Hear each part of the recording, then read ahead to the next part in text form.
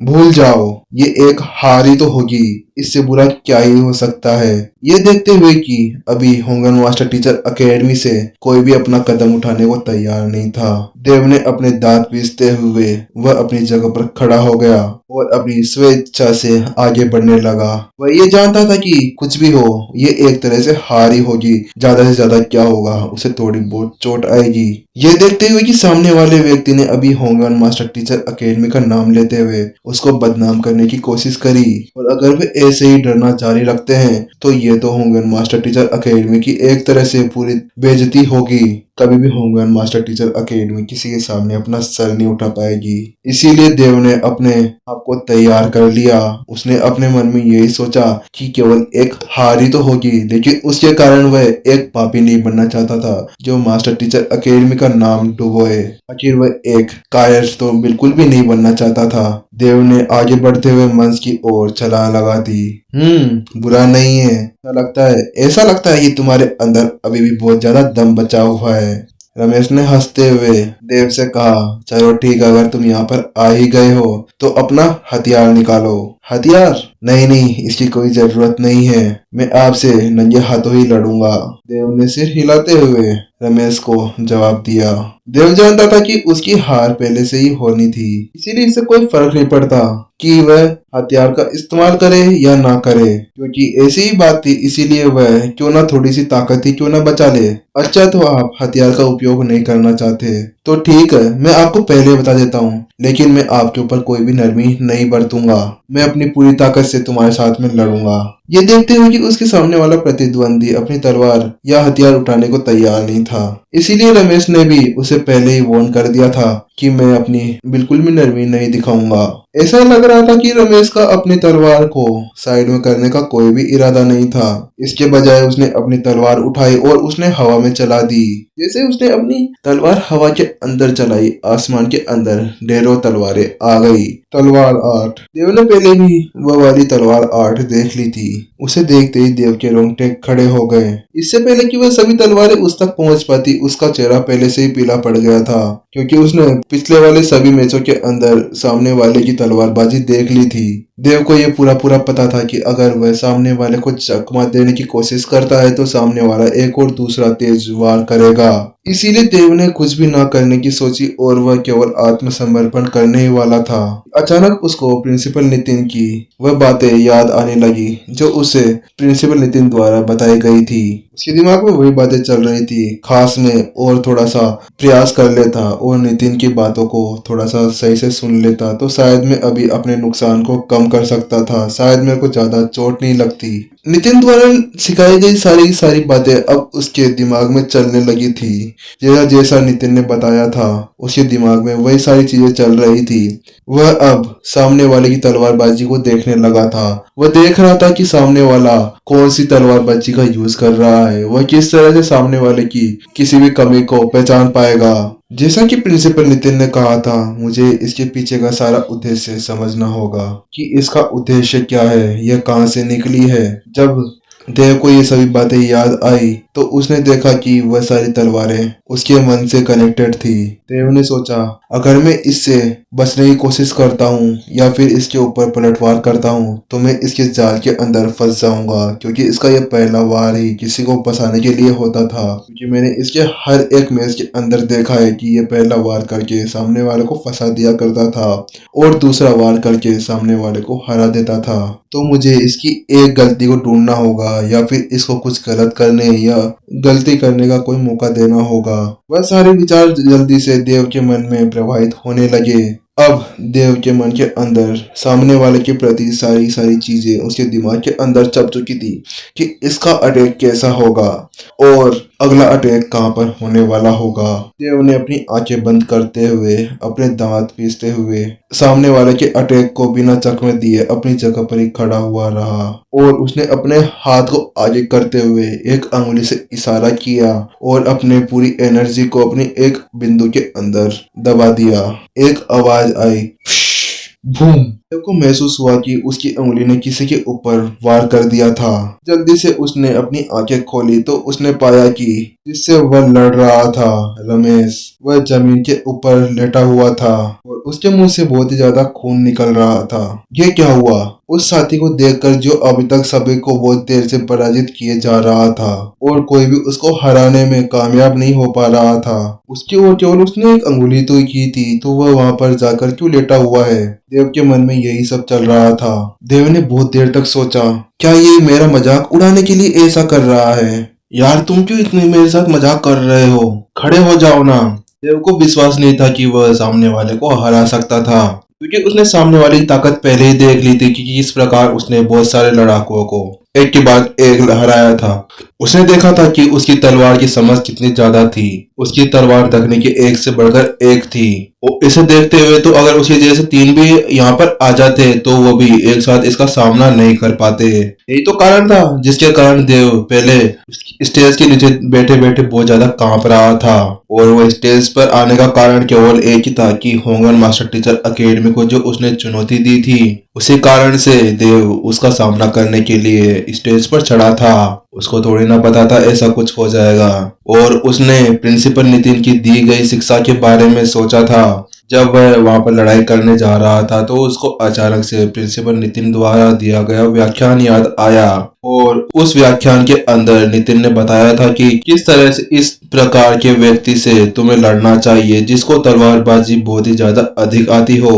उस समय उसने बिल्कुल नहीं सोचा था, जब नितिन ऐसा लेक्चर दे रहा था उसने तो ऐसा सोचा था कि शायद ही कोई ऐसा व्यक्ति होगा जो इतना ज्यादा ताकतवर होगा जिसके सामने वह इस तरह की क्षमताओं का यूज कर पाएगा। उसने कभी सपने में भी ये नहीं सोचा था कि प्रिंसिपल नितिन द्वारा दिया गया ऐसा व्याख्यान इतना ज्यादा चमत्कारी होगा और उसके इतना काम आएगा। आखिर कैसे कोई सोच भी नहीं सकता कि केवल अंगुली की एक नॉर्मल से वार से सामने वाले को हराया जा सकता है। क्या ये बहुत ज्यादा आसान नहीं था? क्या ये वही व्यक्ति नहीं था जो कुछ समय पहले 3 सालों के अंदर किसी को भी हराने में कामयाब हो पा रहा था? है? ये क्या हो रहा है? ये स्टेज के ऊपर क्या चल रहा है? वो क्या वहां हो क्या रहा है? अरे तो मुझे भी कहाँ पता कि वहां पर क्या हो रहा है, लेकिन देखने से तो ऐसा लगता है कि कॉम्बैट मास्टर रमेश हार चुके हैं। अरे भाई रमेश, अगर तुम मजाक वजाक कर रहे हो ना तो उड़ जाओ भाई, यहाँ पे सबके दिल धड़क रहे हैं। भाई तुम क्या अभी भी हमारे साथ मजाक करने की कोई कोशिश कर रहे हो? क्या हाँ चलो हम मान गए कि भाई तुम होंगे मास्टर टीचर अकेडमी को हरा सकते हो, पर भाई इतना भी ज्यादा परेशान तो मत करो भाई, जल्दी से उठ जाओ यार। अरे तुम चुप हो जाओ ना, वो हार चुका है। अरे यार मेरे को विश्वास नहीं हो रहा भाई अभी तक भी। क्या हार गया वो? अरे नहीं यार, नहीं हारा होगा, वो मजाक कर रहा है, पक्का वाला मजाक कर रहा है।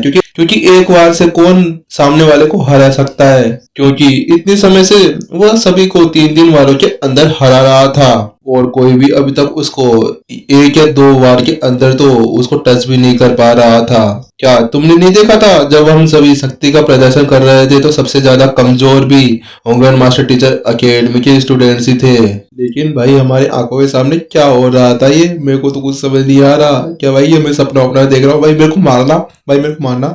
सभी के बीच में ऐसे ही बातें चल रही थी। उनको अभी भी विश्वास नहीं हो रहा था कि स्टेज के ऊपर अभी क्या हुआ।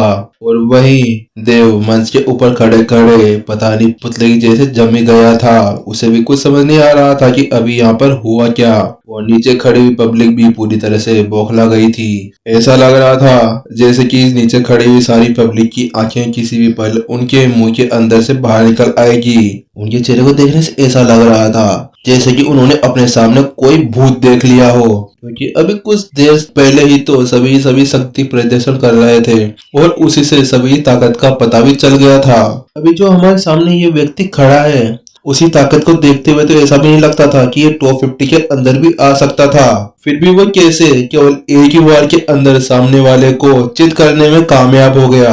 आखिर कैसे उसके अंदर इतना ज्यादा परिवर्तन आ गया? तुमने धोखा दिया है मेरे को। बहुत देर तक अपने मुंह से खून निकालते हुए रमेश अपने पैरों पर खड़ा हुआ और वह एक गुस्सैल जानवर की तरह देव के ऊपर चिल्लाने लगा। देखने से ऐसा लग रहा था कि केवल वह अपनी आंखों के इशारे से ही सामने वाले को मार दे, क्योंकि उसे विश्वास नहीं हो रहा था कि वह सामने वाले से इतनी आसानी से हार जाएगा, क्योंकि वह एक कॉम्बैट मास्टर था, क्योंकि वह उससे हर एक चीज के अंदर ताकतवर था, चाहे से वह लड़ाई टेक्निक हो या एनर्जी हो या फिर कुशलता हो, फिर ये कैसे पॉसिबल हो सकता था कि केवल वो एक उंगली के वार से हार जाए। पर मैंने क्या किया? मैंने तो कुछ नहीं किया। देव को भी समझ नहीं आ रहा था कि वहां पर हुआ क्या। खुद ही वो सारा नजारा देखने के बाद में अपनी जगह पर जम सा गया था, क्योंकि बिना किसी हथियार, बिना किसी ताकत के उसने उस सामने वाले व्यक्ति को केवल एक अंगुली के वार से हरा दिया।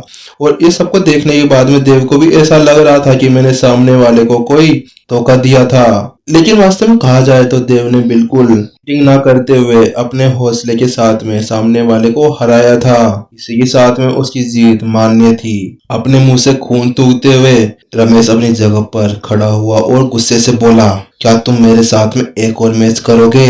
क्या तुम में है इतनी हिम्मत? देव ने रमेश की बात सुनने के बाद में थोड़ी देर के लिए हिचका और उसने अपना सिर हिलाते हुए देव को कहा, ठीक है। जैसे भाव अभी रमेश के अंदर थे वैसे भाव नीचे खड़े हुए सभी व्यक्तियों के अंदर थे। उन्हें भी ऐसा लग रहा था कि देव ने शायद कोई ना कोई चीटिंग की होगी। रमेश ने दांत पीसते हुए कहा, पिछली बार तो मैं तुम्हारे ऊपर थोड़ी बहुत नरमी कर दी थी, लेकिन इस बार मैं बिल्कुल भी नरमी नहीं दिखाऊंगा। देव को उस लड़ाई के लिए तैयार होते देख रमेश ने जल्दी से अपनी तलवार उठाई और जैसे उसने अपनी तलवार उठाई एनर्जी से एक बड़ा सा ड्रैगन बन गया जो उसके पीछे एक विशाल काया छोड़ रहा था। उसने अपनी तलवार हिलाई, वह ड्रैगन उसके स्मैश के साथ में आगे बढ़ने लगा। जैसे जैसे वह आगे बढ़ रहा था नीचे ही जमीन पर गहरे गड्ढे होते जा रहे थे। ऐसा लग रहा था कि जमीन के ऊपर कोई भारी चीज रखकर कोई खींच रहा हो।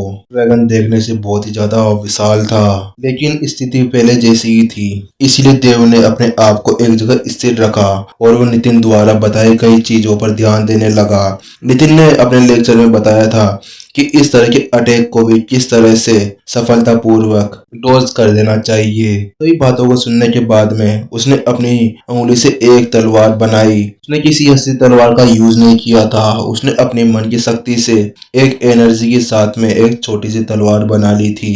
उसने उसके ऊपर अटैक करने से पहले अपने शरीर को बिल्कुल लचीला करते हुए उसने बिल्कुल शालीनता से एक घुमावदार टर्न लिया। उसने अपनी उंगली से रमेश के ऊपर अटैक कर दिया, बूम।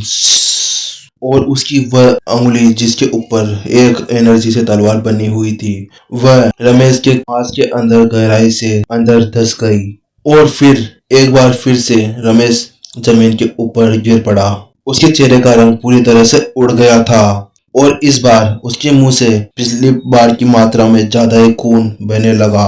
वास्तव में कहा जाए तो इस बार की स्थिति पिछली बार से भी ज्यादा खतरनाक हो गई थी। राजेश की हालत देखने लायक थी क्योंकि उसके मुंह से फव्वारे की तरह खून निकला जा रहा था। उसी पल भीड़ के अंदर एक सन्नाटे की लहर दौड़ गई और कोई व्यक्ति कुछ बोल नहीं पा रहा था। क्या क्या उसने फिर से एक बार हरा दिया? लेकिन इस बार तो रमेश ने अपनी पूरी ताकत का यूज किया था, तो फिर वो हार कैसे सकता है? क्या देव हमसे उसकी वो साधना छुपा रहा है? ऐसा हो सकता है कि वो हम सभी से बहुत ही ज्यादा शक्तिशाली हो। वास्तव में ये तो मैं भी नहीं बता सकता, लेकिन उसकी चाल तुमने देखी, उसने कैसा टर्न लिया और कैसे उसने सामने वाले प्रतिद्वंदी के ऊपर अटैक किया। अन्य तीनों अकेडमियों के चैंपियंस एक दूसरी तरफ देख रहे थे। अभी उनके गालों से ठंडा पसीना बह रहा था क्योंकि कुछ पल पहले उन सभी ने यही सोचा था कि होमगार्ड मास्टर टीचर अकेडमी के एक भी विद्यार्थी में इतना दम नहीं होगा कि वह इन सभी स्लॉट्स में से एक भी स्लॉट हासिल कर पाए। फिर भी उन्होंने ये नहीं सोचा था कि होमगार्ड मास्टर टीचर अकेडमी की कोई मामूली लड़ाकू इतनी आसानी से एक स्लॉट को हासिल कर लेगा और कॉम्बैट मास्टर को हराने में कामयाब हो जाएगा। तुम बड़ी मुश्किल से अपने पैरों पर खड़े होते हुए गुस्से से भरी हुई आवाज के साथ में कांपती हुई आवाज से देव की तरफ देखते हुए। वास्तव में रमेश को अपनी हार स्वीकार करने में बहुत ही ज्यादा गुस्सा आ रहा था। वह नहीं सोच सकता था कि वह किसी भी मामूली लड़ाकू से हार जाएगा। वह कुछ बोलने ही वाला था। रमेश बस बहुत हुआ। क्या तुम्हें नहीं लगता कि आज तुमने अपनी बहुत ज्यादा बेइज्जती करवा ली है?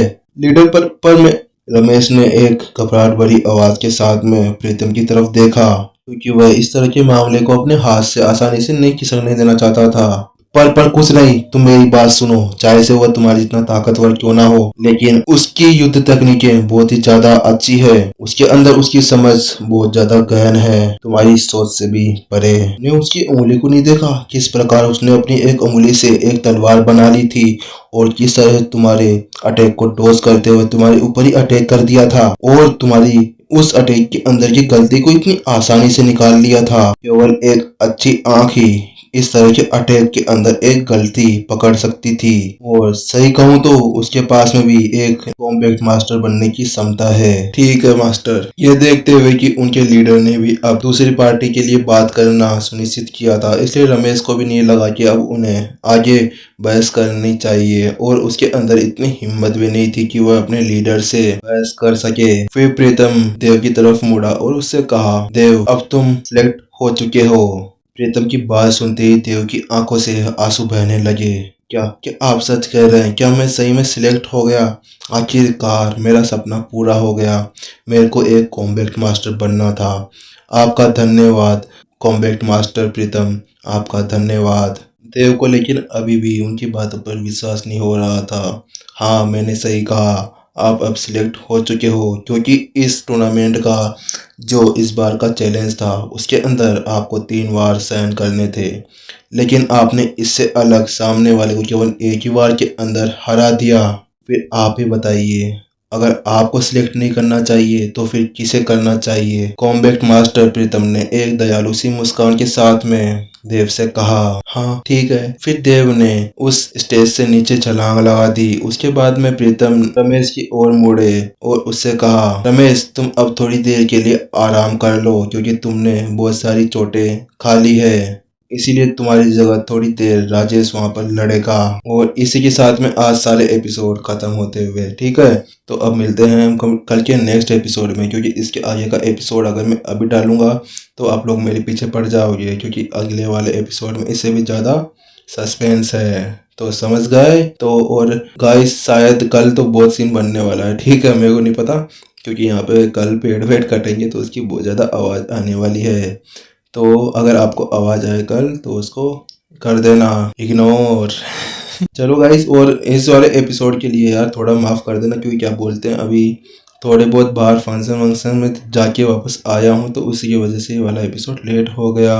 तो टाटा बाय बाय, मिलते हैं हम नेक्स्ट एपिसोड में। सायोनारा।